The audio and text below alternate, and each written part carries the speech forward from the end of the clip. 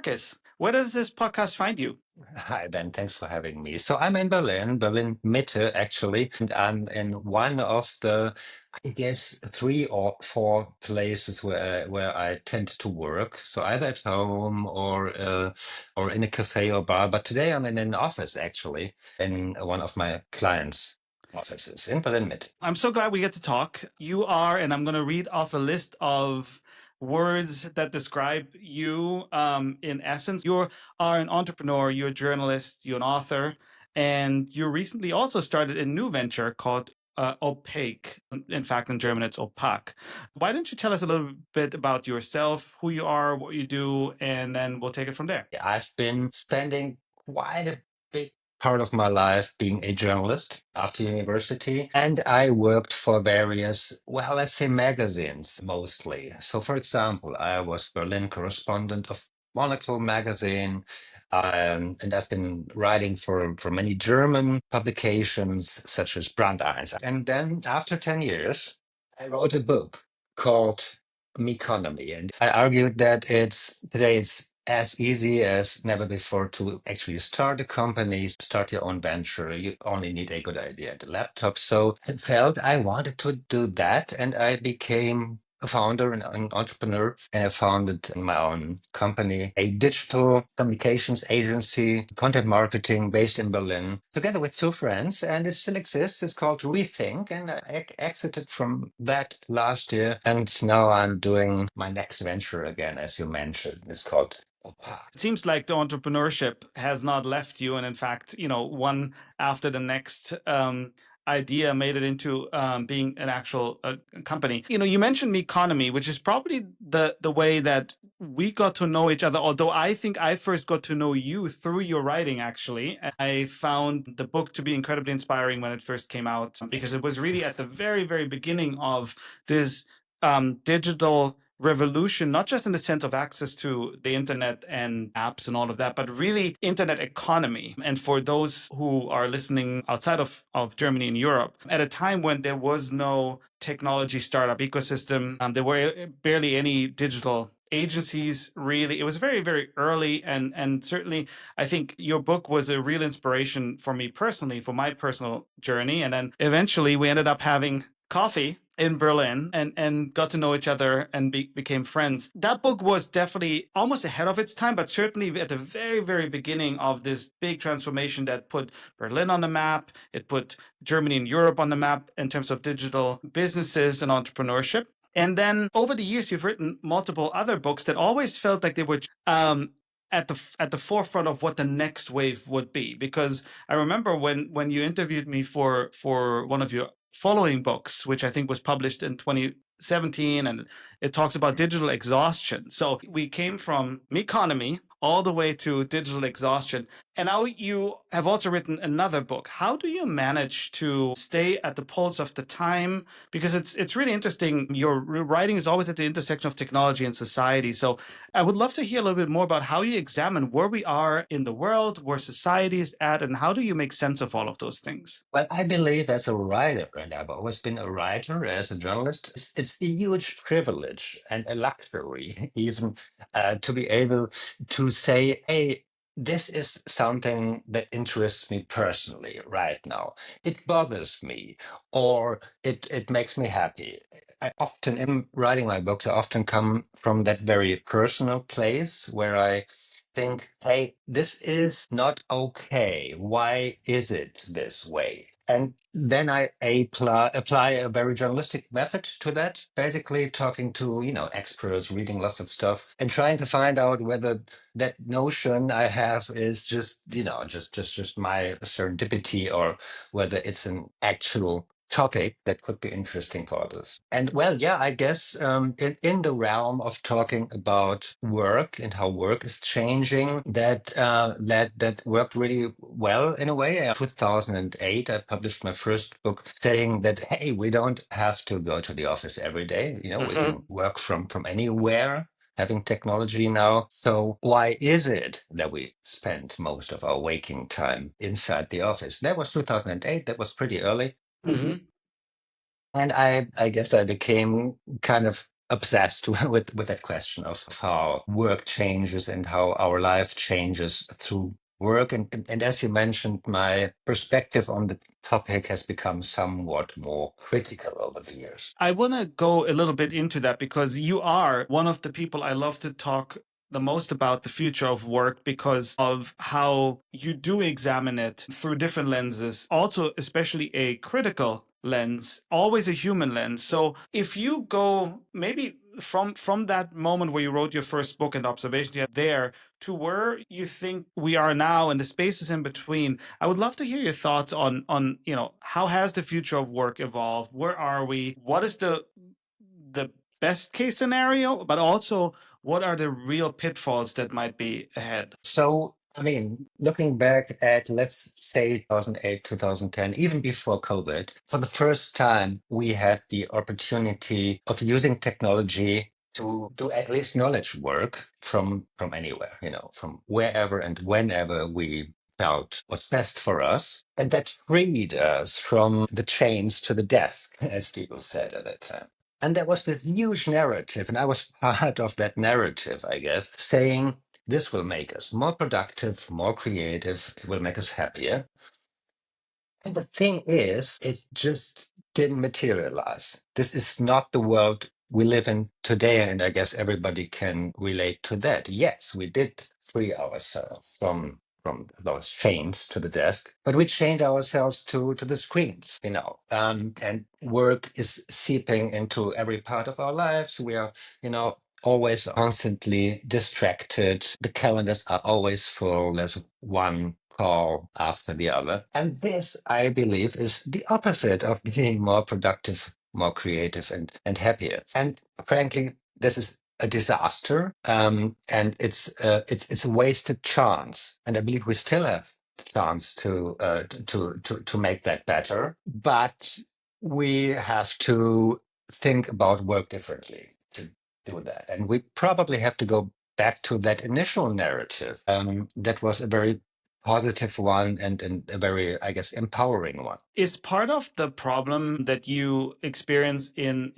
what you're saying there, is part of the problem the very kind of system that we place work into, where, and I've had this question came up plenty of times in some of the conversations that I've already had with previous guests, is it that we are not clear on what the actual purpose of work is, right? Because we could put work in the context of a very exploitative system, which is really to maximize capitalistic gain for often corporations and companies. The question of what is there beyond extracting more productivity is simply not answered, even if it's asked. So is that the one of the biggest issues, that we have not yet come up with a better narrative that creates more balance? Well, I guess even before you start thinking about purpose and those topics on a more fundamental level, what we, I guess, see after COVID is that the rise of hybrid work and all of us using more technology to collaborate, which is a good thing, I guess, has led, especially, I guess, management and leaders to yearn for more control. So people, I guess, leaders feel they are losing control. So what do? They fill your calendar with even more meetings, and they implement new tools to measure new KPIs, etc., etc. So they don't lose this control. But for me, this is an illusion, obviously. But still, this is, I guess, the world we live in now. So I strongly believe what we have to rediscover is our capacity to create things and to ship things and to actually finish our days saying, okay, I have accomplished something. I have not just spent my whole day in meetings talking about work. I actually did the work. And what I find super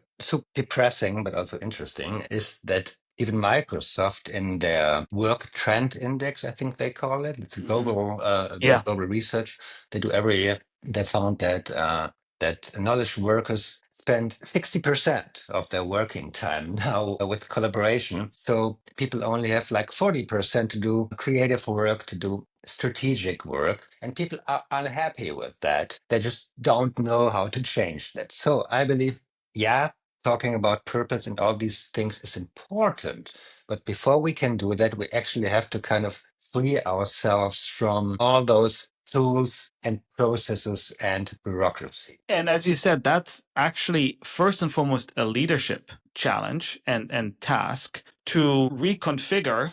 I would assume reconfigure the way work is done, the expectations, and how you measure or how you reward actual work rather than the illusion, as you said, of work, which is being in a meeting or a marathon of meetings every day, and really start looking at the outcome and the things that are actually being produced. And I know that you write a lot about your observations on the topic of leadership and how to manage in this new world that we live in. I wanted to talk a little bit with you about let's say we go down this path. We have the technology, clearly we have the insight to help people actually create more, be truly more productive instead of just experiencing the illusion of productivity. What do you think are the ingredients to get there, to make that happen? How do we need to reconfigure? Right. So I guess on a very fundamental level, and I often say that when I talk to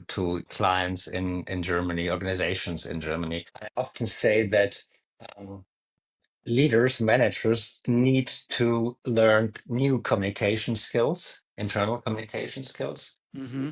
because they are so bad, often so bad at asynchronous communication. They still want to, see everybody in the same room or in the same call. So they fill up your calendar with calls. So more asynchronous communication skills would, I guess, on a fundamental level be good for leaders. That's very technical, isn't it? So I guess the other thing is that quite often, and I hear this a lot these days, managers asking themselves or are being, what are you actually here for? There's lots of discussions, and I believe in the US as well, about bullshit jobs, about fake Mm-hmm. work. And CEOs are saying, okay, it's just having 8 levels between me and the customer is too much. So we have to get rid of all this bureaucracy. So they are getting rid of management.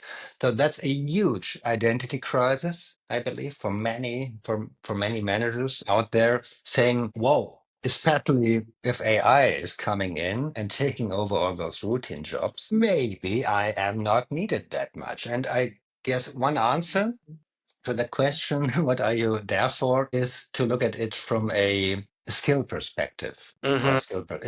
Is there anything that you actually can do to contribute to a product? And Ben, I'm a huge fan of your design leadership angle, because that answers the question. As a design leader, there is a skill that you contribute to any project, and that's design. Yeah, one of the things that I obviously spend a lot of time thinking about in the context of how do we shape the future of leadership in business is, and it was interesting to hear talk about this fake work. And on the other hand, you said earlier how we need to reconfigure organizations so that they focus on creating and shipping first. I wonder if there is a inherent skill that we don't teach leaders of all disciplines, and that is the ability to create even if or when you run large scale organizations, right? That we equip these leaders with overall the skills that are required to create a creative environment, because it's very different from leading or managing a business the kind of classic way based on the models of the Industrial Revolution, where you have your KPIs, you have your very kind of standard processes. Is a very different type of organization than in the world that we live in now, where we need to create the environment that brings out the best creative ideas and is actually able to make them a reality. Which brings me to some of the articles that I've read that you published just recently over the last few months. And it's interesting because you hover in this space where you talk about empathy, you talk about creativity, you talk at the same time though also about how to work together with your non-human colleagues and how to use generative AI, and could that be the future of work? How do all of these things fit together, or how do you envision we get to that place? And what does this place look like? And how do we not fall into the trap that we fell in with all these other big waves of technological promise, as you said earlier, they didn't necessarily always materialize in the best way. So I know it was a very big question, but I would love to hear your thoughts on that. I know, Ben. I'm a journalist by training, so I tend to not want to have all the answers. Tend to want to ask good questions, but still, let's talk about what we see out there. So I guess on the one hand, we said that we have this huge debate about fake work, about bullshit jobs, and about bureaucracy, and we see in many organizations less and less admin jobs, and this will obviously increase because of AI taking over routine jobs, etc., etc. So the big question would be for leaders and for everybody else, I guess, how does a good and fulfilling work look like for me in the future? And you just mentioned, Ben, that sometimes it's good to get your hands dirty, roll up your sleeves and actually do something.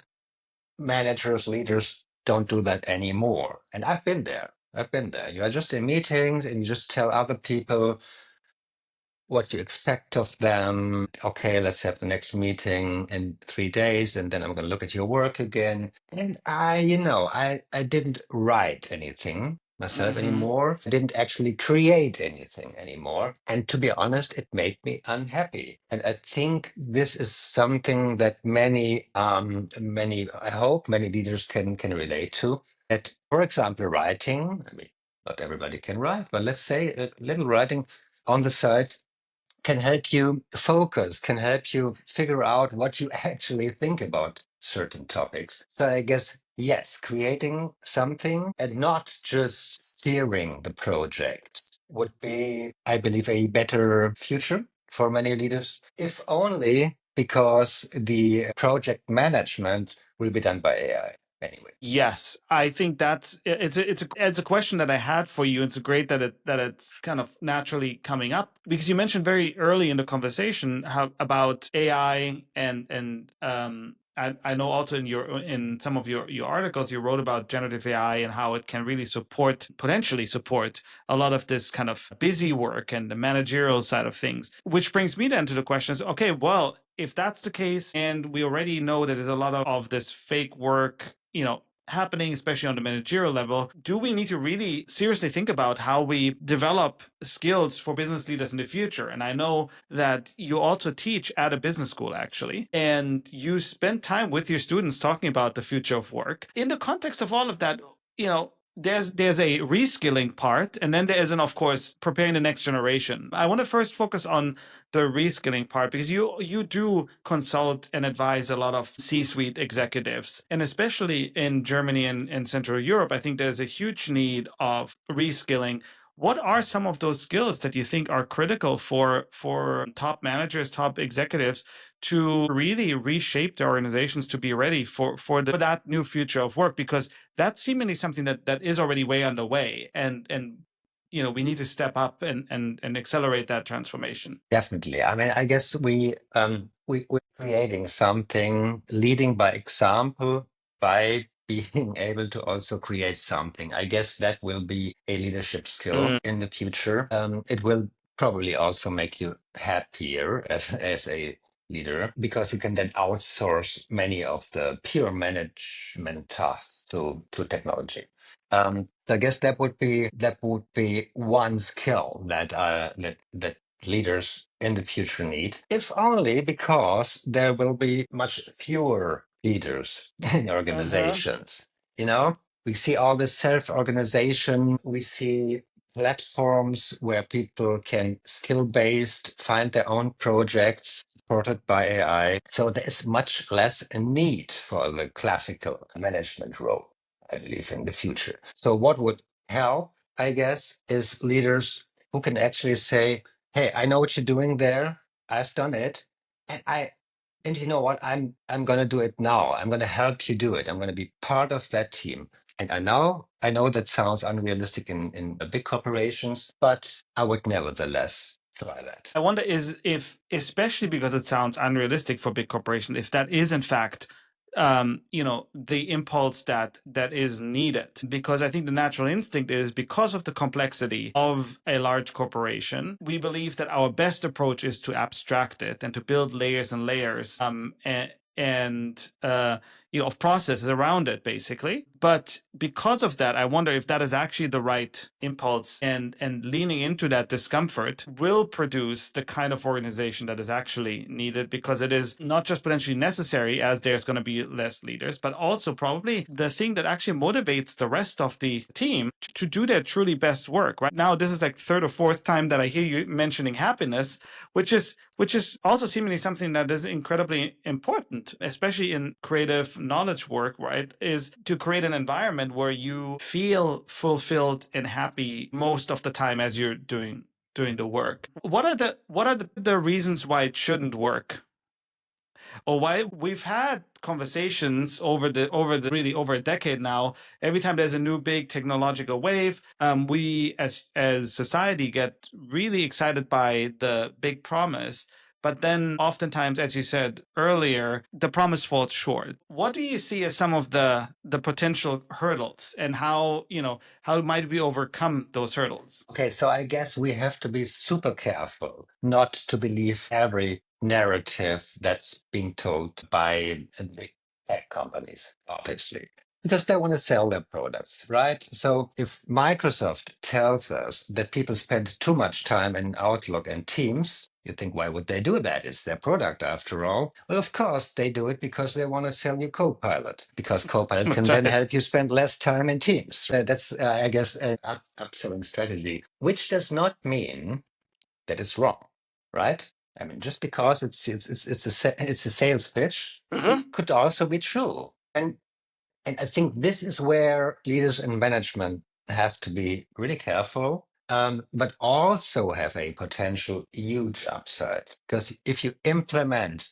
AI tools in the right way now, you can, make make your teams happier, but also more productive, etc. Because you can then actually free people from being chained to this calendar and having one dual fixed call after the other, and in the evening asking themselves, what have I actually accomplished? So there is this huge chance, I believe, with AI. The danger being, I mean, for the book, I spoke with many experts all around the world. So there was this one guy who is the futurist at Atlassian, a smart guy, and he said that he recently spoke to a client and they managed to get productivity gains by introducing Copilot of, I don't know, 30%.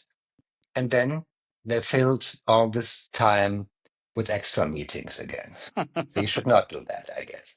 But still, the chance is there. And I want to believe that using AI tools in a clever way can help us being happier, actually, as Yeah. human beings. So I would love for you to talk a little bit about the new book, and maybe some of the core theses that you're exploring. And as you mentioned, you always take the time to talk to a lot of experts from various fields to explore a topic from many different angles, which I think is incredibly valuable, because there is a lot of one-sided, especially tech forward narrative out there. So I would love to learn a little bit more about the book and some of the core themes you've explored. Sure. So the book is called The Optimization Lie, in German, Die Optimierungslüge, and deal in this book mainly with a notion we talked about before, that we all had this dream of technology making us work in a better way, in a more flexible way, being able to, do the work of 8 hours in four and then spend time at the beach or with our loved ones. And as we all can see, this did not happen. The opposite happened. We are all working all the time, which is, I believe, a disaster. And it's probably only the start of even, worse to come. If you imagine, I don't know, if you imagine having a permanent digital layer between you and reality, be it glasses, be it voice, then I believe work would never stop. So we have to prepare ourselves for these technological shifts, and we have to fight for our freedom to not always work. And yeah, so I believe one of the reasons why we are in the situation we are in right now that's not good is because lots of organizations after COVID embraced collaboration tools and KPIs to measure. So they try to optimize work and to to maintain control over work that has become more fluid. And I believe that is a mistake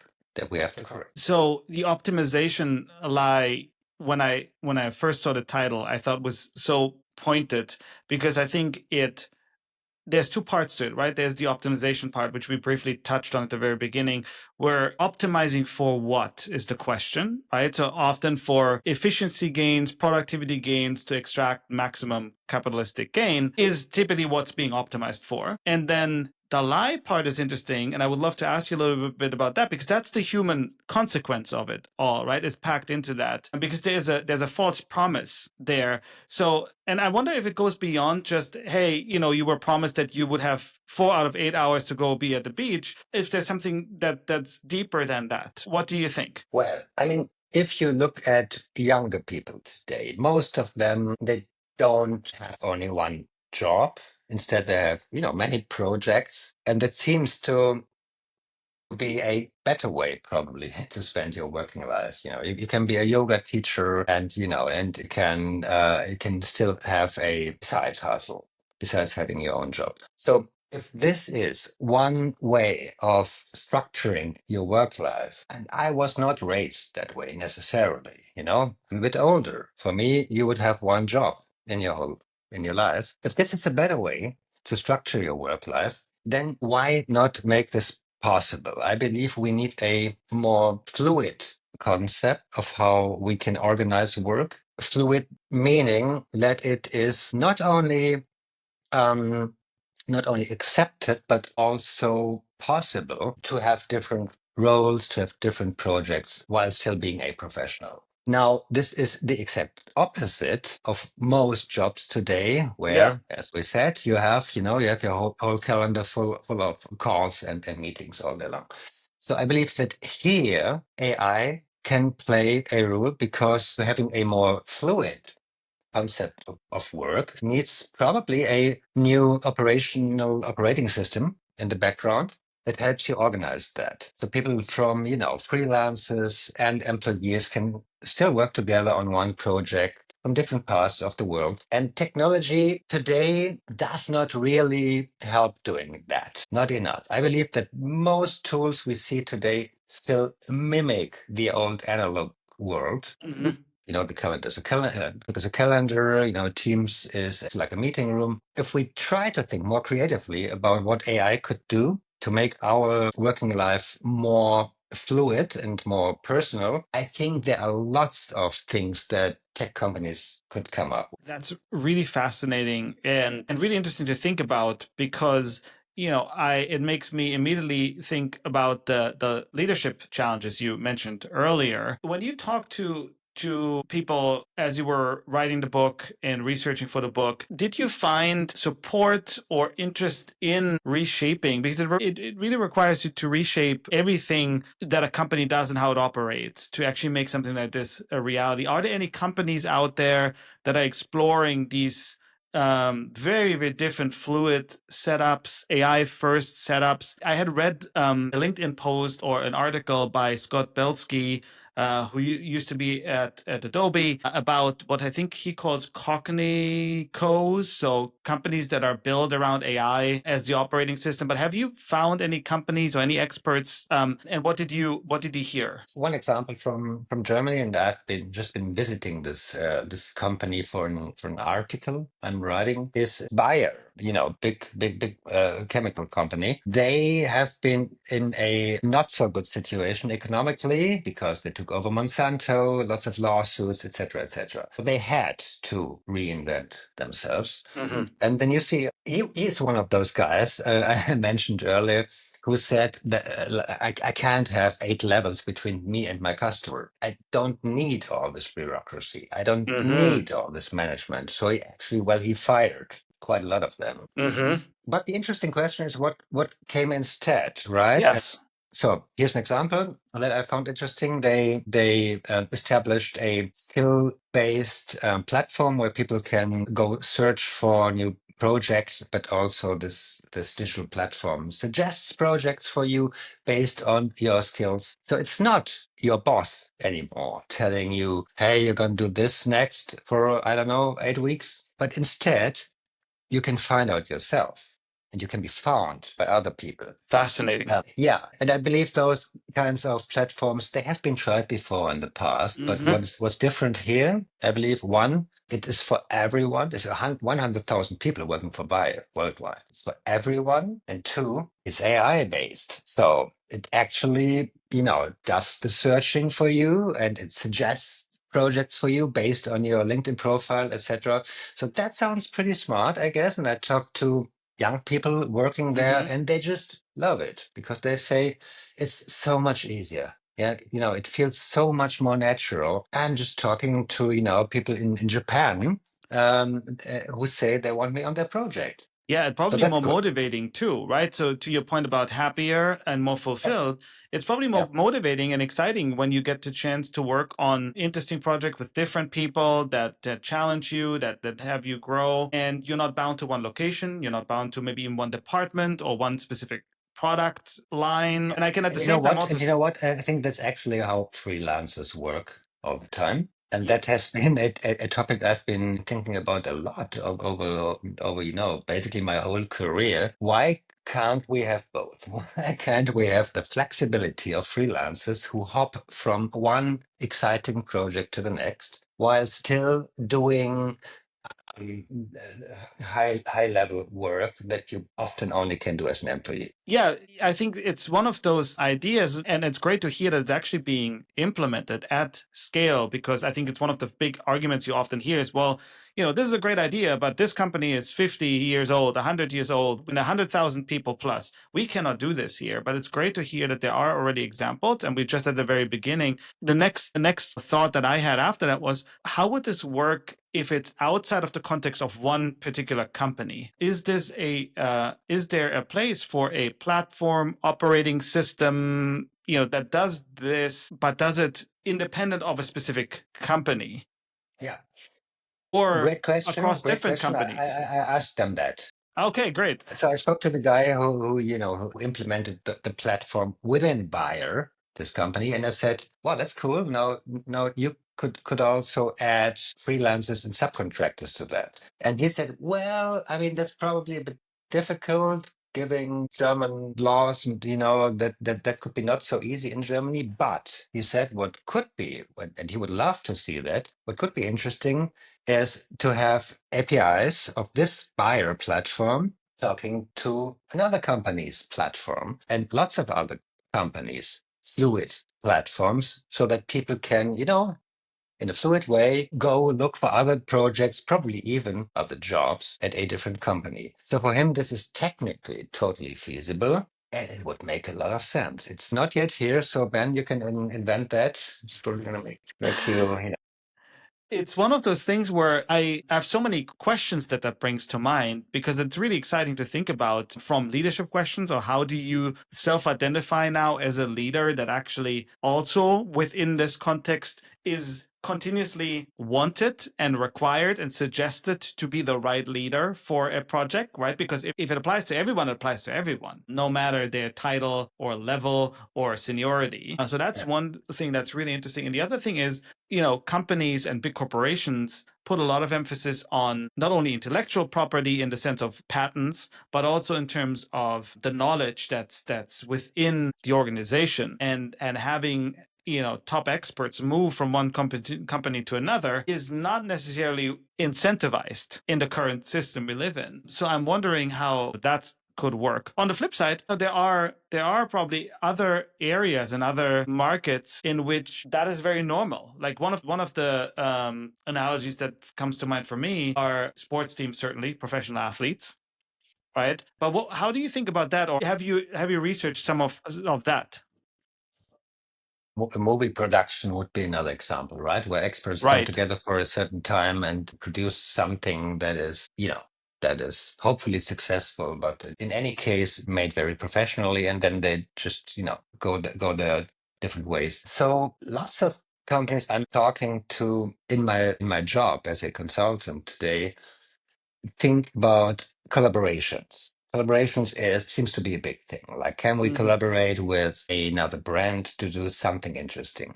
And they all look at fashion brands, for Mhm. example. You know, Raf Simons and Fred Perry, or Jill Zander and Uniqlo. There are those cool collaborations happening, or music. Mhm. So many big corporations, this is fascinating, but they don't really know how to do that. So I guess there you are right. There are lots of problems that have to be discussed, but there's also a pull, I guess, a pull to be more collaborative, even between organizations and companies. And yeah, coming back to this buyer example, I mean, I thought there must have been 1,000 problems there. Like, so I spoke to this young lady who was 29, and she could work on an AI project that was not in her team or somewhere else, but it was made possible by this platform. And I said, "Okay, what did your boss say? You know, talking about leadership." Mhm. It seems to not have been a problem. So I think, and Yeah. that is coming back to your question, what does that mean for leadership? Probably means that you have to, to let people go and be more flexible, and not hoard talent in your team. Yeah, I mean, it puts the focus really on your job as a leader to grow the person and their impact and enable that and be supportive of that. More like, you talk about professional sports teams, more like, what a coach would be interested in and by what a coach would be incentivized by, or, movie production. What's interesting, when you mentioned movie production and we talked about fashion, my first thought was, oh, those are all creative disciplines. Those are all the creative industries. But the buyer example is great because it is a very traditional, as you said, chemical, pharmaceutical conglomerate, very, very much so what you would say a poster child of the industrialized, at least certainly Western corporation. And so that's really, really fascinating to hear as an example, because it shows that there are already really interesting models that are not widely distributed. Interesting enough, also not even applied by any of the big tech companies from certainly everything that I've seen and been part of. So that's really fascinating. We're almost at the top of our hour, and I would love to continue, and we will certainly after the recording. But I want to circle back to what's certainly one of the core themes that I tried to explore with the podcast, and that is the humanistic future of business leadership. And I already briefly talked about your work as an educator and teaching at the ESCP Business School. How do you prepare your students for the future of work? What are the skills and frameworks that you think they need to acquire to not just kind of live in this new world, but be the leaders of tomorrow and thrive in that future? What do you think are some of those core skills? So with my students at ESCP Business School, I tend to use the framework of Briggs, Bites, and Behavior. So Briggs, we look at how the physical workspace is evolving, the office, if you want. Bites, we talk about the tools, and obviously we talk a lot about AI there. And behavior, which probably is the most important one, the culture. What can you do as a leader to create a good culture, a Mhm. sustainable work culture? But you know what, Ben? I mean, of course, I'm teaching there, but for me, it's more the opposite. I'm learning so much from the students because they come from all over the world. Many come from India, some come from China, France. So you have all those smart young people from all over the world sitting there. And hey, man, I'm just asking questions all the time. I'm just saying, how is that in India actually? I mean, does still everybody want to have their corner office? Probably not anymore, etc., Mhm. etc. So I guess it's a teaching process, but I also learn a lot. So curiosity, certainly. And I think what you said already earlier seems to be also a theme, and that is that the motivations of, and I see this with my students too, the motivations of the next generation of leaders are very, very different in terms of what they expect of their work, the impact that they can have, the way work is done, the way they relate to other people is very different. Their relationship with technology is very different. Actually, in the generation of students I have currently, more skeptical even around certain parts of technology. So that's certainly very hopeful, but also in a way that we need to, in fact, probably rethink a lot of the models anyway, because we will have a generation of employees and then leaders that will have a very different understanding of what fulfillment looks like. Definitely. I mean, 2 years ago, maybe when I taught that course, I had to explain this concept of digital exhaustion and say that, hey, come on, don't you probably all know this? But today, students tell me, but that's obvious, Markus. I mean, obviously, we are all digitally exhausted. Where's the news, right? So it's much easier to talk about solutions with them.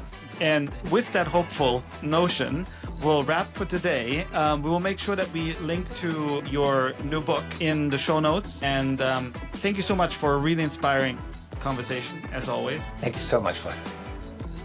All right, that's a wrap for this week's show. Thank you for listening to Poets and Thinkers. If you liked this episode, make sure you hit follow and subscribe to get the latest episodes wherever you listen to your podcasts.